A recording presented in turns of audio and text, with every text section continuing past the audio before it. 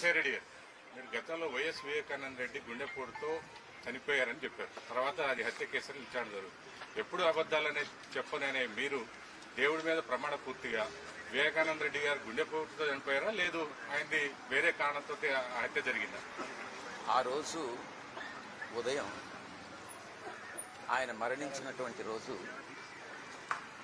మీలాంటి విలేకరు ఎవరో first time నిద్ర లేయంగానే నాకు ఫోన్ వచ్చింది.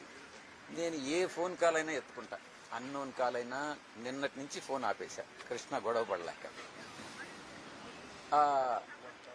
ఎవరో ఫోన్ చేసి అడిగితే నాకు నిజంగా ఆశ్చర్యం అనిపించింది.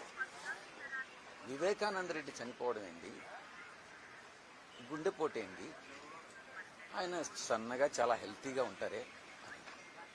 ఇమ్మీడియట్గా పులివెందులకు ఫోన్ చేశాను. చేసి అడిగాను నేను అవినాష్ రెడ్డి గారు, అవినాష్ ఏం జరిగింది, ఇక్కడ విలేకరులు అడుగుతా ఉన్నారు ఏం జరిగింది. నాకు ఆ పక్కన ఉండేటటువంటి వ్యక్తి ఎవరో గుండెపోటు అని చెప్పి చెప్పారు. అదే నేను విలేకరులకు చెప్పాను. నేను చెప్పారు మొత్తం మీద ఫోన్, అప్పుడు అందరూ కూడా బిజీగా ఉండి ఉంటారు. మొత్తం మీద నేను ఫోన్ చేసినటువంటి మాట వాస్తవం. ఆ ఫోన్లో నాకు వచ్చినటువంటి ఇన్ఫర్మేషన్నే నేను విలేకరులతో షేర్ చేసుకున్నానే కానీ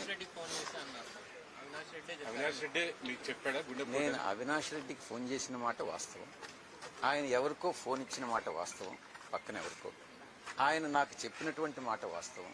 అదే విషయాన్ని నేను విలేకరులకు చెప్పినటువంటి మాట వాస్తవం.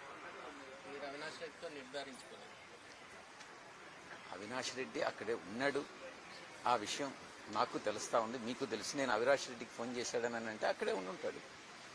మీరేదో దర్యాప్తు చేసినట్టో లేకుంటే పోలీస్ క్వశ్చన్ లాగా మీరు చేయడం అనేటటువంటిది కాదు. కానీ మీరు ఒక విలేకరుగానే మీరు ప్రవర్తిస్తే బాగుంటుంది అనేది నా ఉద్దేశం.